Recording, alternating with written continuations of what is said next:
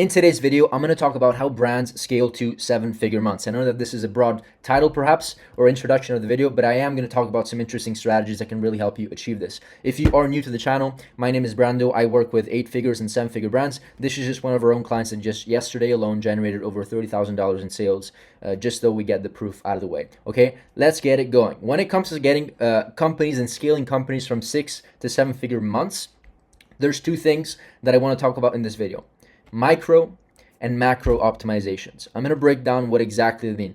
Within a business, right, there's micro and micro decisions that you need to take and make to get the business to the next level, and not having a systematized way of prioritizing where your decision-making process should look like, then that's when you start getting into bottlenecks. I don't want to get too philosophical here, but this is really important. What is a micro optimization? A micro optimization is talking about iterations, or testing a different hook, or testing a slightly different script, testing maybe the same structure of the video but with a different creative concept, refining a winner similar to iterations, testing a different ad copy, testing a different headline. Like all these things, even from a creative perspective, like the way that you manipulate the actual creative, like iterations or refining winners, will only get you to one certain spot.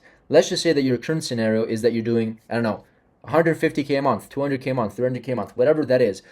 If this is your scenario, the micro optimizations will only push the ceiling. And I talk about ceilings a lot because every brand within their market segment will reach a certain ceiling. Whether it's 1 million a month, 100K a month, there's going to be some sort of ceiling that you're going to reach, right? Doing micro optimizations is, as I say here, a must, but mostly will never 10x your business, right? 5x, 10x your business. What they do is maintain and progressively grow your brand, but mostly like maintain it, right? If you did not do the micro changes, testing different hooks, ad copies, iterations, script variations, refining winners, creative concepts, then your business wouldn't go here, but it would obviously start declining over time, okay, which is what we don't want. Okay, so this is the definition of micro optimizations. The majority of your time should actually go towards micro optimizations. In fact, around 80% of your time should go towards doing iterations or testing the same winning angle with a different creative concept, or refining winners, just doing more of what's working. I talk about it also in my last two videos, the 80%, 20% rule. So micro optimizations should never be forgotten. That's where most of your time should go. And you might be asking, okay, but why would you spend 80% of your time into something that doesn't actually move the needle forward and 10x your business? I'll tell you why. Because these are not risky. The chances of you duplicating an ad and testing a different hook and it being profitable, because the foundational structure of that concept and video is already profitable, is a pretty darn high chance, right? So that's why we want to focus on these micro optimizations. On the other hand, there's macro optimizations.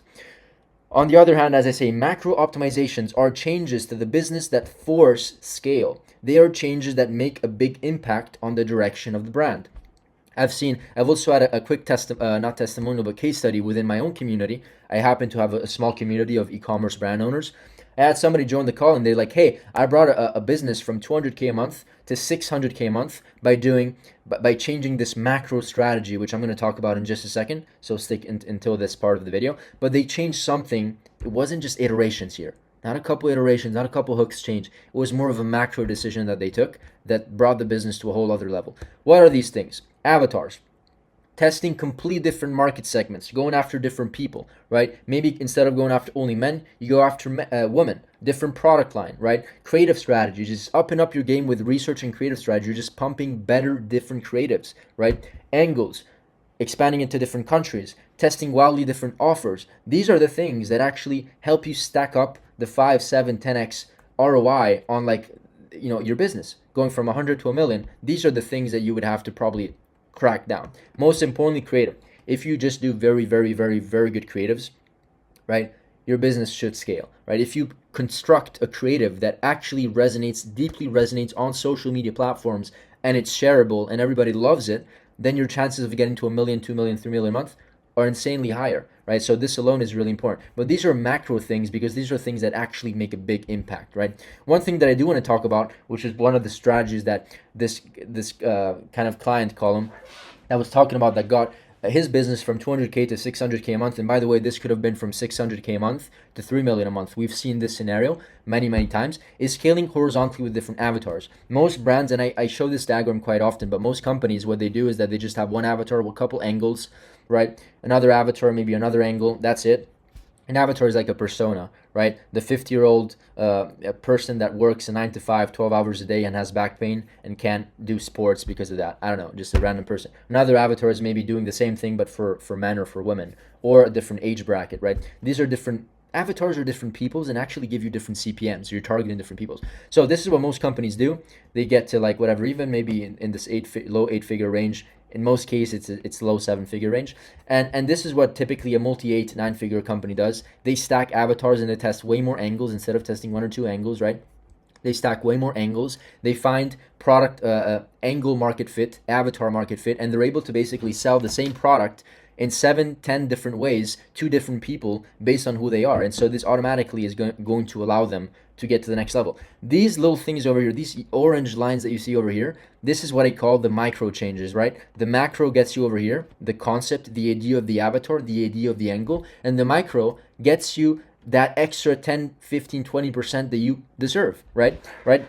You get the point. So if we stack macro, right, the macro is going to make the biggest impact, and you stack micro, right, we're still going to reach a ceiling, but we're going to up the ceiling because that's the new standard. Okay, this is an example of how we test avatars. And by the way, I decided to talk about avatars specifically here. I could have a whole other video on creative strategy, on countries, on different angles and offers. But the reason I wanted to talk about avatars is because typically this is the best way to really stabilize your business.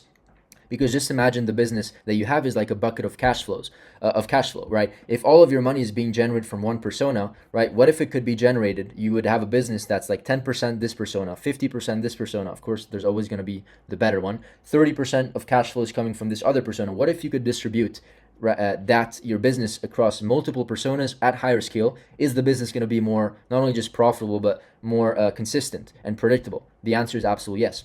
So one thing to consider is when testing macro strategies, you have to consider one important thing. And I'm also going to show you an example of like some winning brands that are doing this at a good level to show you the couple of options that you have to do this. But overall, macro strategies are really risky. The chances of you cracking the code on a macro change, like completely different angle, completely different avatar, completely different creative strategy behind a concept that you want to test, completely different country, the chances are lower. Therefore, we spend 20% of our resources into the macro optimizations, right, that make the biggest impact, right? But if we stop doing macro changes or macro tests, we can't feed the micro optimizations, if you know what I mean, right?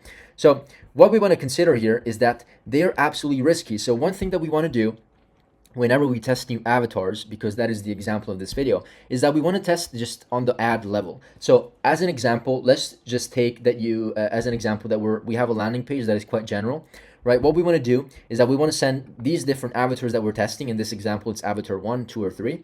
We want to test the avatar on the ad level with different angles, right? So this is maybe the guy that wants to go camping, and the first angle is going camping because it frees up your mind, or going camping because you can bring your family to this retreat and free up your mind in that perspective. Or another one is because you just want to be alone, right? And get in contact with nature. These are completely different angles resonating with the same persona. So this is how we structure the test. Avatar on the creative level with different angles. Typically we test around 5 to 7 ad sets for this avatar. One ad set is around 3 ads, right, and is a specific angle or creative concept. And so what we want to do is once they prove that they work on the front end, then we go ahead and personalize the entire funnel to make it just for, I don't know, the 50-year-old Bob that wants to go hiking because he's stressed at work. So if that is angle 1 and avatar 2, then we would probably create a sales process that is specifically for Bob who is stressed at work, that wants to go hiking in his free time and wants to be alone because of stress or whatever reason.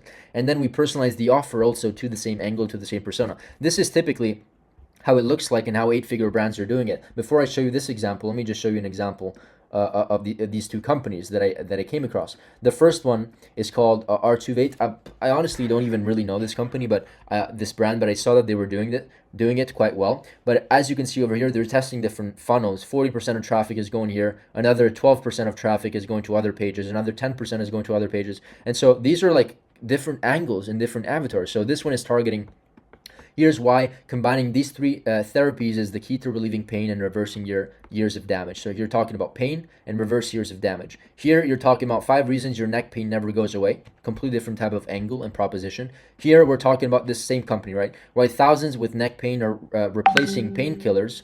Sorry, 1 second. Let me turn this off for a sec. Why why thousands with neck pain are replacing painkillers with this 3-in-1 neck relief device. This is just talking about painkiller angle. These are different angles, different personas that you're targeting, right? This is another angle. This is just the product page, directly to the product page. So as you can see here, this is how they're doing it. So they're, as you can see, they're testing like 40 different ads, 36 different ads, 24 different ads specifically to the Lara advertorial, or the 5 reason why about, you know, neck pain never going away, right? So these are different angles, and as I was saying over here, it's best if we can create eventually, not initially, a funnel that is fully congruent to this specific avatar so that we can scale it like this, right? Well, because guess what? If your entire sales process for avatar 2 with angle 1 is specific to just to that persona, is it going to convert better? Yes, of course it is. So it's just a matter of finding this avatar, right? And personalizing the sales process eventually. This is an example of how we approach it, right? Example is, instead of going after like especially super broad, like people who just want to get more lean, which is kind of like everybody, right? We want to go after a more targeted persona, maybe a 25 to 40-year-old postpartum mom, and that has gained weight and just wants to get lean back in the ages. We don't want to go too specific, because then our TAM, or addressable market, would be too small, and so we would create our own bottleneck. We want to go after addressable markets that are still very, very scalable. You know how many postpartum moms there are? A lot. A lot, and especially ones that gain fat and want to lose weight. A lot. So an example of creating a personalized sales process would be doing a raw UGC ad, talking about, you know, her holding her baby and talking about her postpartum journey, and then redirecting them to a storytelling advertorial talking about how I didn't recognize my body after my baby. Here's what finally happened that helped me feel me again, or how I lost the baby weight without giving up sleep, sanity, and carbs, right? You get the point. And then we would personalize whatever we are selling to this, 25 to 40-year-old postpartum mom. You get the point. This is another example, right? Instead of targeting somebody who wants to get rid of belly fat, we target the 30-year-old Josh that works 10 plus hours a day on the desk and doesn't move, no diet, has belly fat, and has low self-esteem and can't find a girlfriend, right?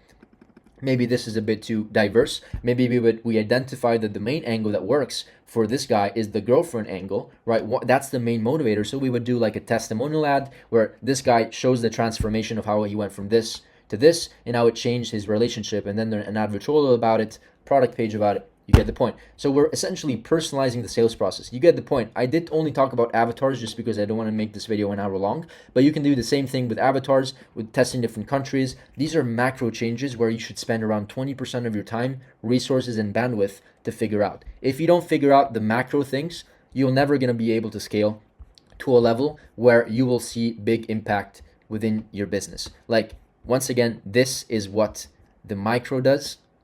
This is what the macro does.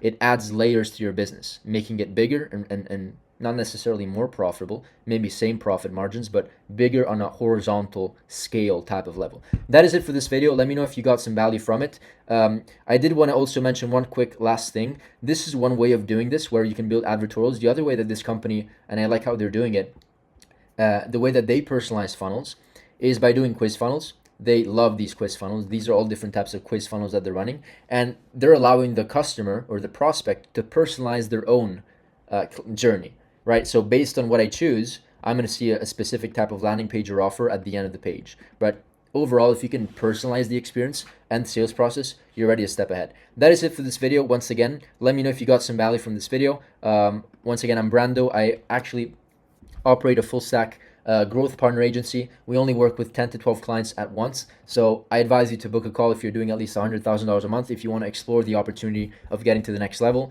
closer to the $1-2+ million dollars per month mark. That is it for this video, and see you in the next one. Bye.